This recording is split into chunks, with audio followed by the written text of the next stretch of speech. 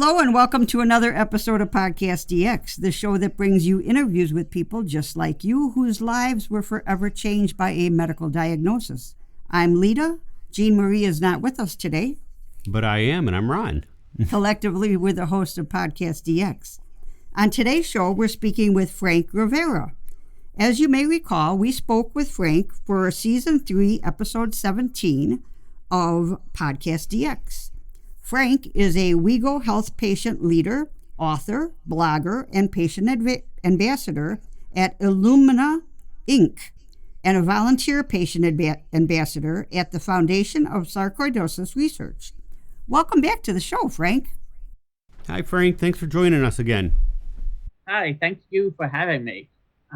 This is such a great podcast, and I love doing this with you guys. Oh, well, we're very happy to have you. Absolutely. Frank, could you refresh our memory a bit? What is sarcoidosis and what led to your diagnosis? Okay, gonna have to bear with me on this one because it is a little bit longer. It's all right. Okay. It's all right. Sarcoidosis in the easiest terms is my white blood cells, instead of going to fight a disease or a cold, they'll go to fight and they'll clump up together, forming masses, but they're also known as granulomas. And sarcoidosis can affect any part of your body, literally from your head to the toe. It could be any organ. It could be your immune system, your neurological system. It really it affects any part of your body. Okay.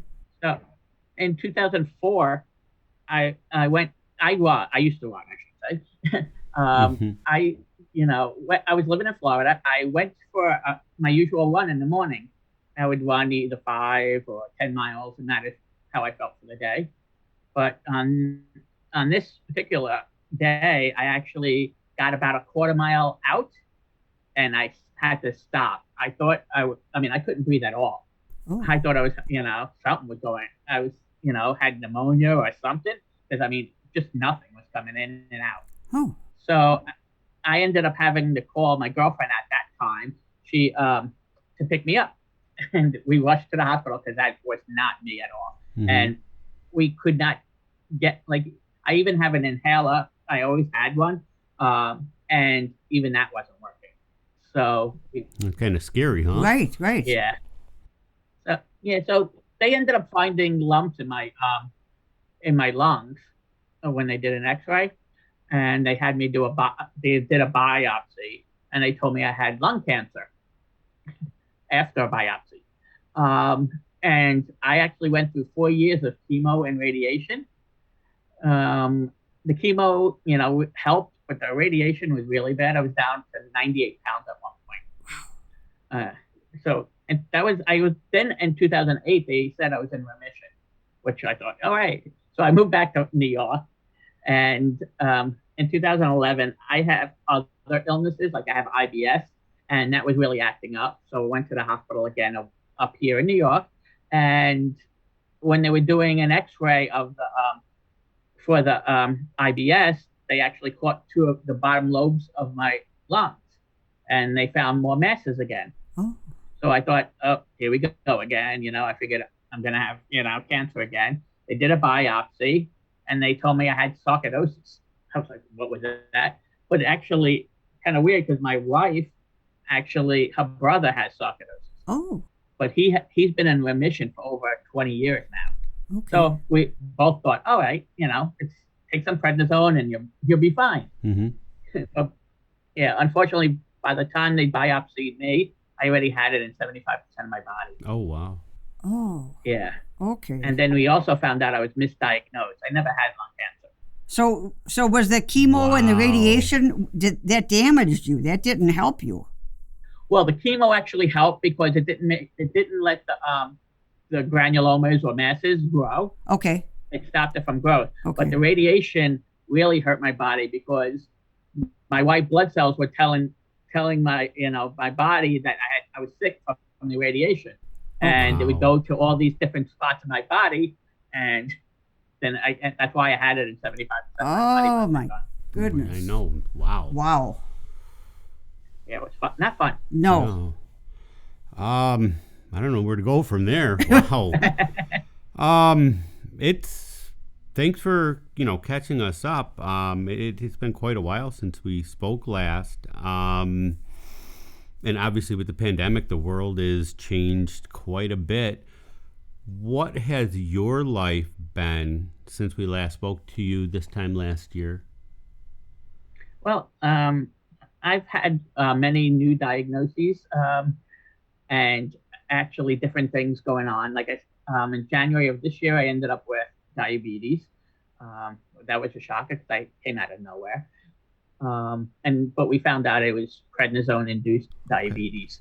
So I was lucky. A month later, my blood sugars were back to normal. But when I went to the hospital, it was at 890, which is, according to the doctors, I should have been in a coma. Mm-hmm. Wow. But I told them I didn't know better, so that's why you weren't. Okay, good. I didn't belongs on this show with us. Hey, I didn't read that part, so yeah. So and then also since that last show, I wrote 2 books. Oh, nice. Nice. The first one was a setup to really teach people why I am the way I am and why I always say strong and stubborn is the best word to describe what I am. Because as a child, I also had a lot of, I had diagnosed childhood leukemia. So that was for 4 years. I was in from 5 to 9. I had it. I wasn't going to school or all that. Wow. So I really learned how to be resilient. But the 2 books, the first one, like I said, is Walking in Silent Pain, and that was about the, about growing up and just trying to be resilient with everything I had to do and show people why, like I said, show people who I am and why I am who I am. But then the second book, I actually more towards the sarcoidosis diagnosis and anything that happened after sarcoidosis. The second book is called I Have Sarcoidosis, but it doesn't have me. I always say that that's one of my favorite sayings. Right. That's a good one. Basically, 10 years. What I did on that is I actually used my blog, and because everything was my true feelings at that point in time when I was writing the blog. Like when I got sick, that's when I wrote more. So and it was my true feelings. So that one I decided to use my blog post and actually make a book out of that one. That's good. How long did it take to do those 2 books? The first one took me a little bit longer, a little over a year. It was really, a lot of it was tough because I had to live through what I did have to live through again. Right. Mentally and emotionally, that wears you down. Yes, exactly. And a lot of it I kind of put away. Like I didn't remember a lot of it, but I had help from my brother. Okay. Who's 3 years older than me. He was able to fill in the blank spots. Good. But the second one actually, to make the book itself didn't take long. It only took me like 2 or 3 months, but it was 8 years worth of blogs. Sure, right. I could see that. So with the books, Frank, why did you decide to publish independently? And what advice do you have for someone else interested in writing about their own journey with their rare disease? Okay. Yeah, I did it independently because I wanted to tell my narrative and my true narrative and how I felt. I did go through a ghostwriter at first, but then I got the book back and they decided to embellish some things. And it didn't sound like you anymore?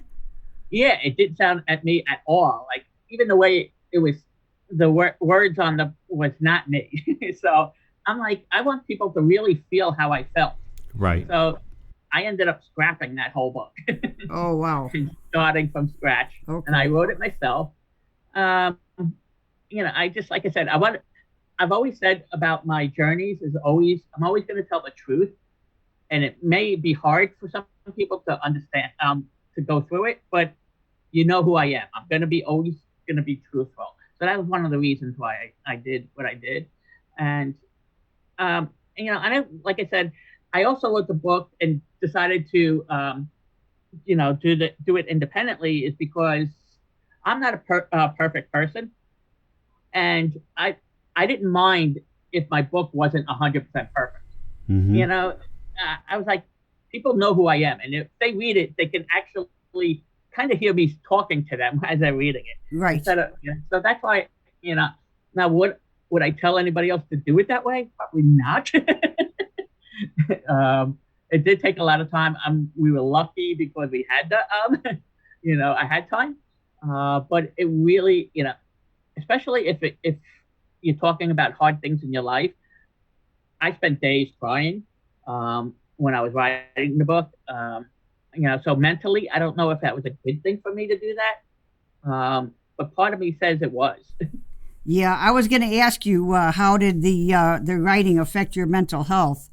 Yeah. It is a painful thing to go back and rehash the hard parts of your life and put it on paper. However, it does make you feel empowered to realize, hey, I got through that, and I came out on top, and I'm okay. Mm-hmm. Yeah, I always say it was a cathartic, painful experience. Because, like I said, living through the time is also challenging, and then it actually kicked my memory into gear, and I started remembering things. Oh, cool! And so that was a little tough. Cool. But after I wrote it, I really felt a nice calmness. I was always afraid to tell people about what I went through, because not all of it was medical things. Like I was in 2 foster homes and stuff like that. So that was, getting through that stuff. But it really, like I said, it really gave me a calmness. I really felt like, wow, this is my story. I should own it. Mm-hmm. I like it. Yeah, absolutely. So why is sarcoidosis awareness so important for our listeners? Well, first of all, there is no cause or cure for this disease. So it's been it's been around since the 1870s. That's when the first diagnosis was. They even said that Beethoven actually had it. Oh. One of the things that the misconception of it is that it doesn't kill people. Well, the disease itself doesn't kill people, but it causes other things. Like it causes heart attacks if you get the sarcoidosis in your heart, because your heart having a harder time, So people do die, and then Bernie Mac himself, the comedian, he died of pneumonia, but he had sarcoidosis for years, and he was on an oxygen machine because of the sarcoidosis. So when he got the pneumonia, he couldn't fight it. So he weakened your system. And like you were saying and you're on prednisone, and you ended up getting a diabetic, almost in a diabetic coma. Exactly. So yeah, exactly. It's kind of like a ball of twine that everything is interconnected, and yeah, exactly. They the sarcoidosis really, because it's not an autoimmune disease per se, even though it is your white blood cells. They call it inflammation because of the masses. So it's really both. So if you get sick with something else, it's so hard to fight it. Right. But there are over 200,000 people who have sarcoidosis now, and it is actually one of the top diagnosed diseases for 9/11 first responders and survivors. Yes. So, and they're just finding out now, some of these survivors, which is crazy. Right. So, I always tell everybody, we need the support from everyone, whether it be government, whether it be just people who want to listen and help. I talk to anybody and everybody about this disease, because we are way behind a lot of different very have to catch up. We have moved forward very well in 8 years since I've been doing this, my organization. But there's so much more that we have. And I hate to say that 9/11 certainly has shined a light on this disease. Yes, it did. Unfortunately, actually, Senator Schumer talked about it, about sarcoidosis, because when he introduced Hillary Clinton, and for her when she was running for president, he actually brought up sarcoidosis because of the 9/11 first responders and survivors. Right. Frank, what are some of the most common misconceptions about sarcoidosis? A lot of misconceptions is that this disease actually mirrors other diseases, and a lot of the diagnoses are the same as other diseases. So that's why it takes it takes 7 years on average to diagnose this disease. Okay. And because it's what they call a disease of exclusion, they exclude everything else before they get to the diagnosis of sarcoidosis. Okay. So that's one of the misconceptions, because like myself, they told me I had lung cancer. Right. You know, I don't know too many others that actually went through the chemo and radiation like myself, which I'm glad. But also, it's an invisible disease. So on the outside, if you look at me, I look fine. People always say, "Oh, you look great," blah blah blah. But my insides are torn apart. They really are. I live with a 6 to 7 pain on the pain scale every day. That's my normal. So, yeah. That's bad. People don't realize that part of it. Yeah, that's bad. Well, it's going to kind of lead into my next question, but it actually has to do with the pandemic. But how has the pandemic itself affected you and your health care? Well, unfortunately, I was one of those who was tested positive for COVID. Oh, no. On top of everything else. Wow. Yeah, just added on. It was March of last year. Oh. It was St. Patty's Day. So I know it very well. Yeah. And it hit me pretty hard. I probably should have went to the hospital, but my doctors were like, if you go, because I'm in New York. New York was the Mecca back in March. They said if I end up going to the hospital, I would probably die. Because there were so many people there?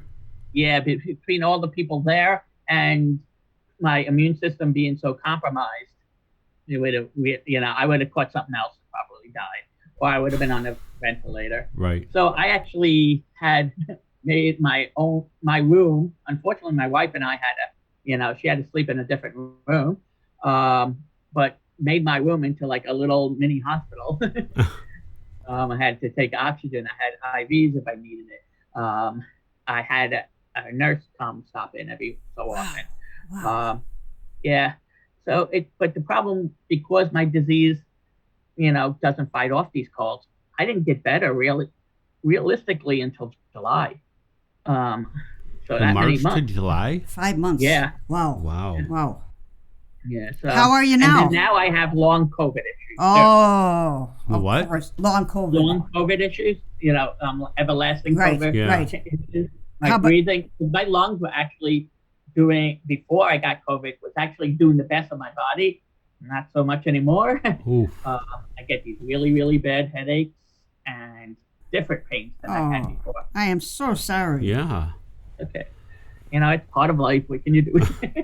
Well, that definitely is a good outlook to have. Yeah. I'm always smiling.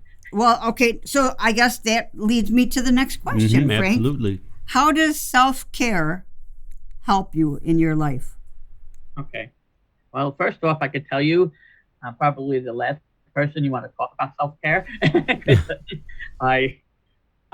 It took me a long time to start taking care of myself.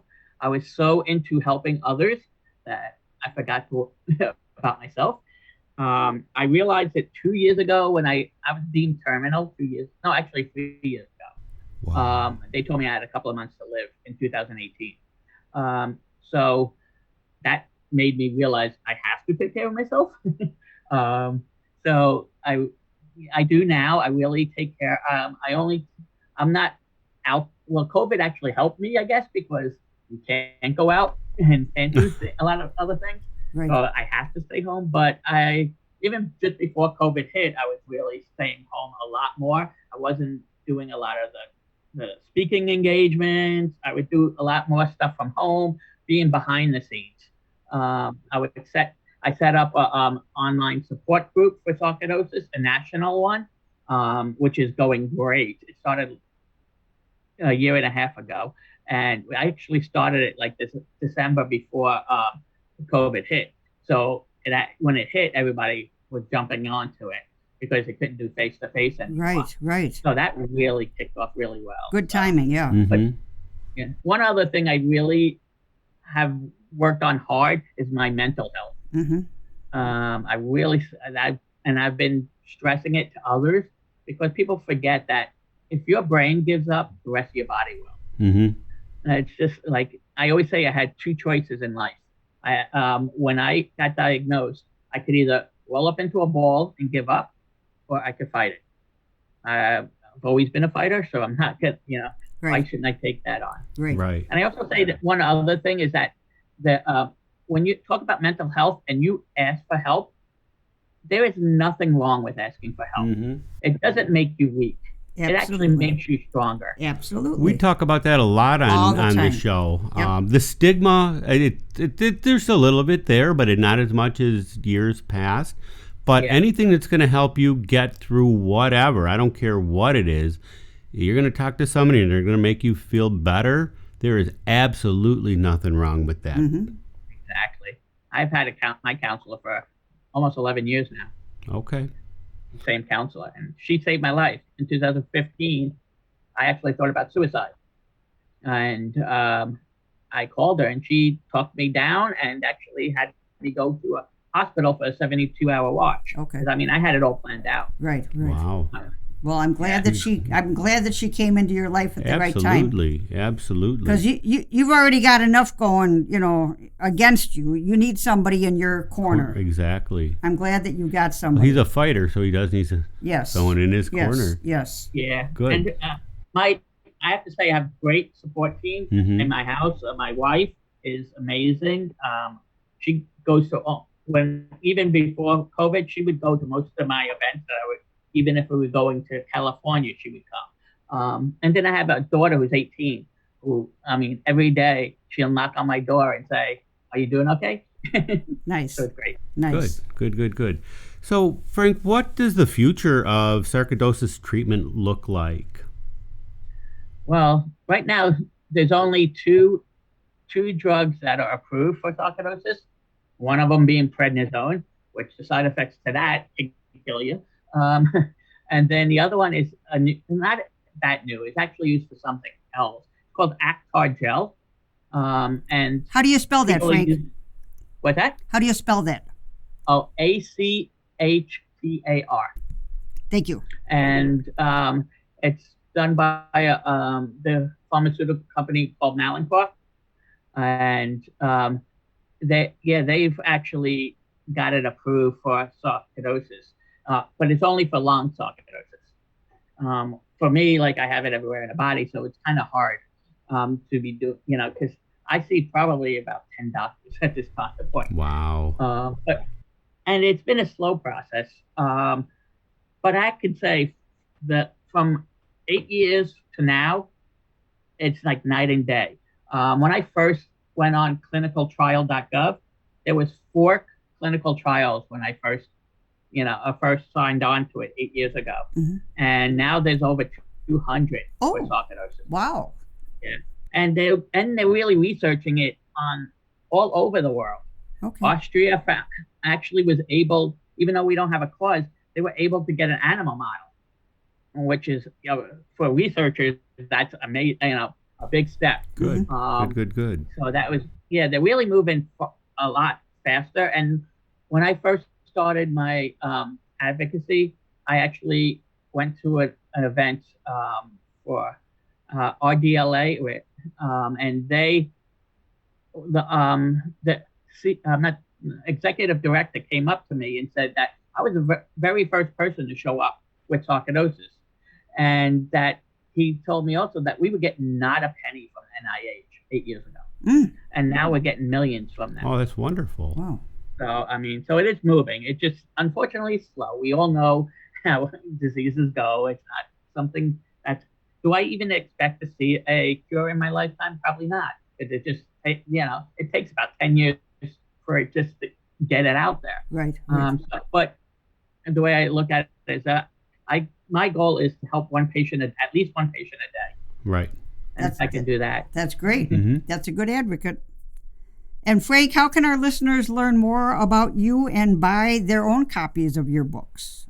Okay. Well, first of all, I had sarcoidosis of Long Island, and you can still go on that webpage. But I also started a national sarcoidosis organization called Stronger Than Sarcoidosis. Okay. It's made by sarcoidosis patients for sarcoidosis patients. Our whole goal is to make sure that the patient is heard and they can get in touch with us, because we're living through it and we can help them out in that respect. And our motto is, you are not alone. Because when I looked, I felt alone, and I don't want anybody else to ever have to feel that way. Right. So we do have a website for that. It's strongerthansarcoidosis.org. And then for my books is actually on that link. Okay, good. You can catch it through there. Okay. And so my books are actually now, I could say, paperback, Kindle, and now Audible. So if you want, good. Audible, I love Audible. I will be listening to it for sure. Yes. Thank you. Yeah, thank you. We do appreciate you coming back on the show again, and we look forward to having you on again in the future and giving us more of an update. Yes. Sounds great, but thank you so much for what you do for all these communities. I mean, just to get it out there means a lot. Well, we need people like now, exactly. We need you and your energy. I mean, really, you're the one that makes this show. Thank you. Thank you very much for everything. If our listeners have any questions or comments related to today's show, they can contact us at podcastdx@yahoo.com, through our website, podcastdx.com, on Facebook, Twitter, Pinterest, or Instagram. That's right. And if you have a moment to spare, please give us a 5-star review wherever you get your podcast. As always, please keep in mind that this podcast is not intended to be a substitute for professional medical advice, diagnosis, or treatment. Always seek the advice of your physician or other qualified healthcare provider with any questions you may have regarding a medical condition or treatment, and before undertaking a new healthcare regime, and never disregard professional medical advice or delay in seeking it because of something you've heard on this podcast. Till next week.